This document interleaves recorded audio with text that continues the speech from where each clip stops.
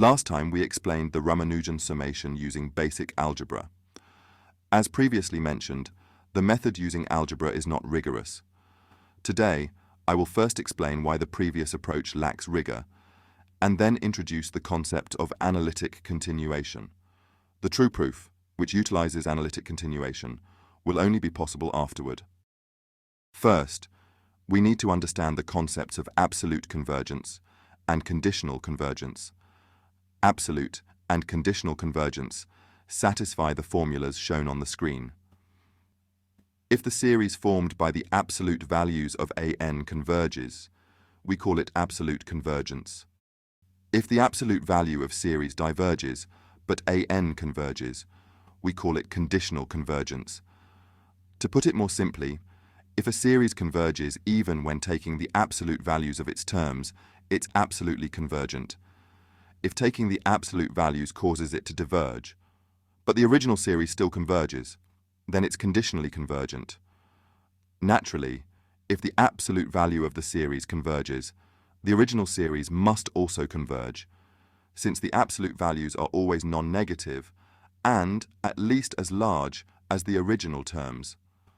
In other words, the original series must be less than or equal to the series of absolute values.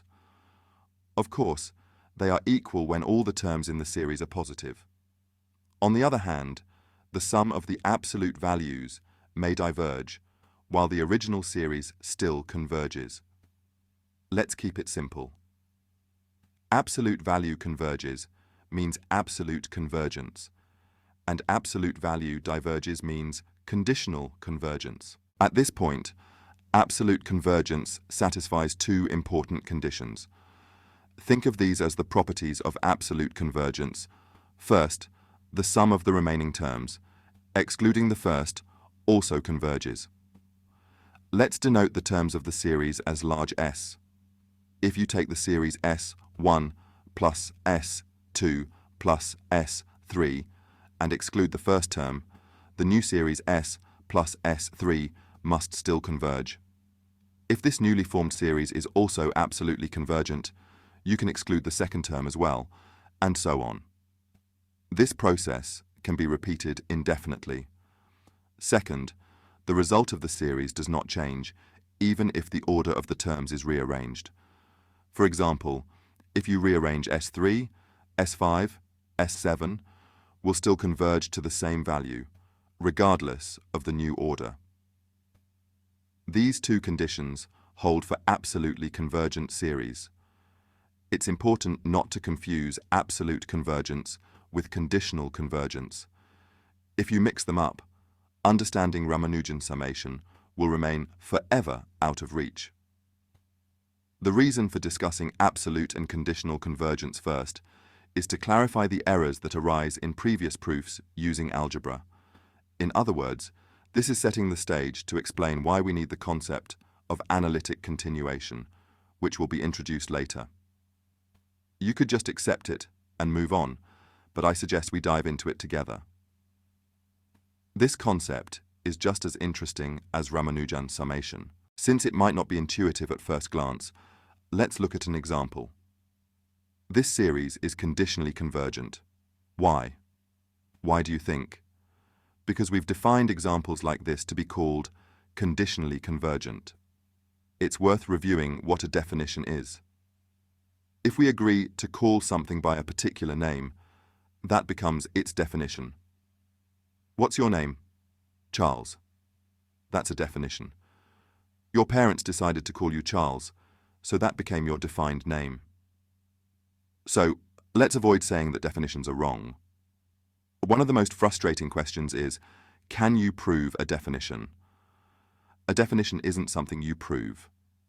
If something cannot be proven, we call it an axiom, but that's different from a definition. Anyway, let's not get too deep into it for now, and circle back to the topic at hand. Now, let's look at this series.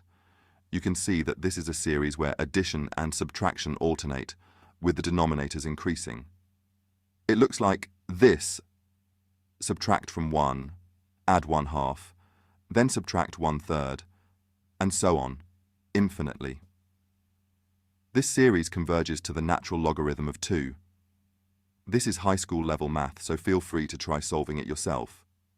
I plan to revisit it later, and you can subscribe to see that content though. To be honest, I might skip it out of laziness. In any case, it's in most high school textbooks, so I recommend checking those out. If anyone here doesn't know that ln refers to the natural logarithm, well, you shouldn't be amazed by Ramanujan summation yet. Open your textbook first. Anyway, this infinite series sums to the natural logarithm of 2. Now, let's take the absolute value of each term. Using the same approach, you'll find that this series diverges to infinity. According to the definition mentioned earlier, since the series of absolute values diverges, but the original series converges, this series is conditionally convergent. So why did I show you this conditionally convergent series? You'll understand after the next page. The result does not change even if the order of the terms in the series is rearranged. When? Only when the series is absolutely convergent. If the series of absolute values diverges, but the original series converges, this is a case of conditional convergence. In other words, for conditionally convergent series, changing the order of the terms will result in a different value. Let's try it and see. What just happened?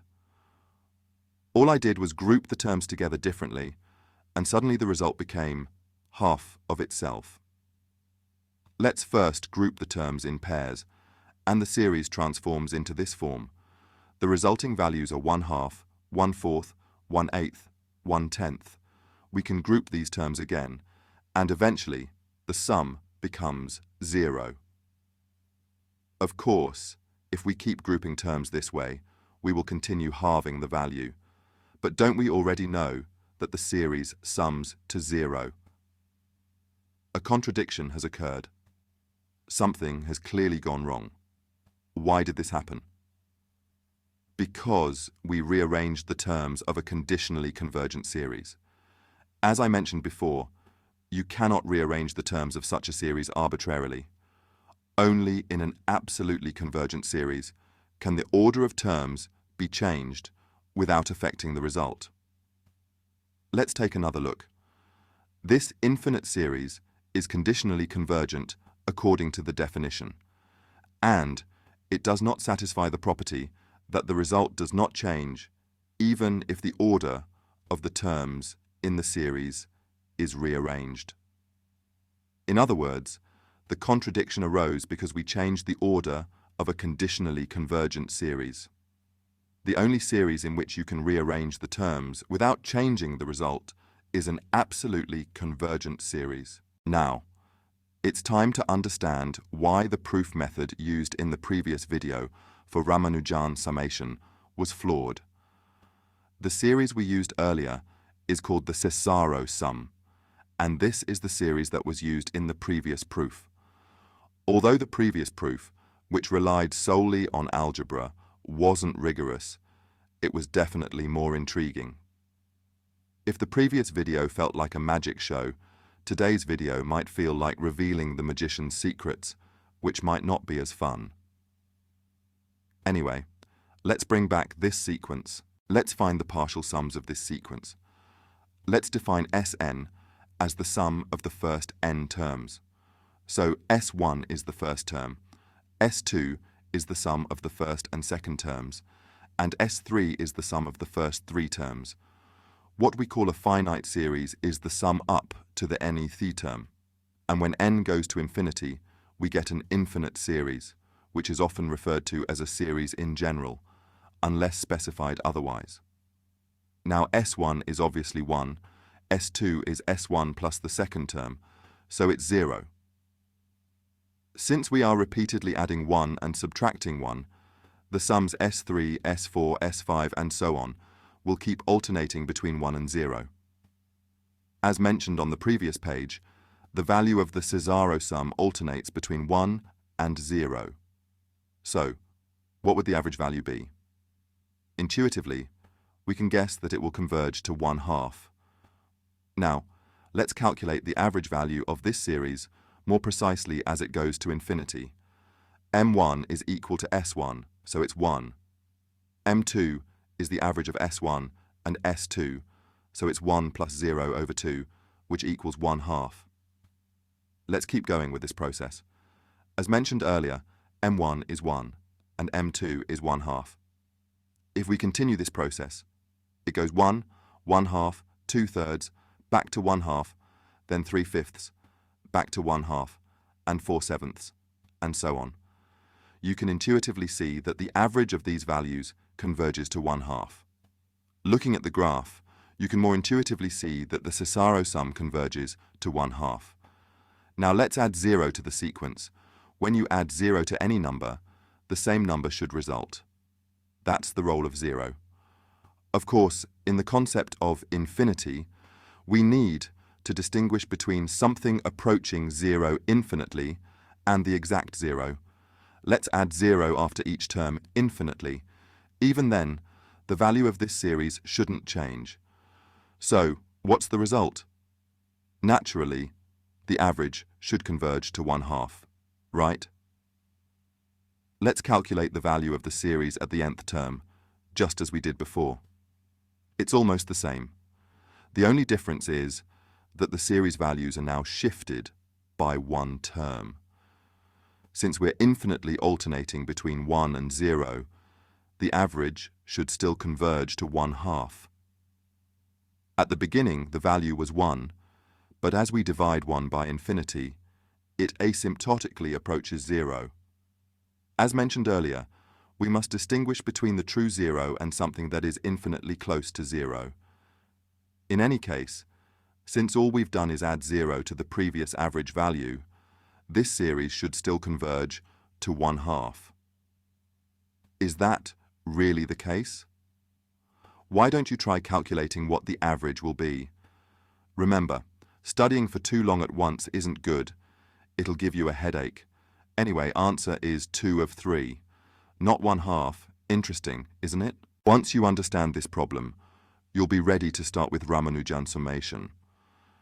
I've divided the parts like this because I'm sure some of you are already familiar with these concepts and might get bored. Did you find today's material too easy? Don't worry. The next part will be even more challenging. Subscribe it.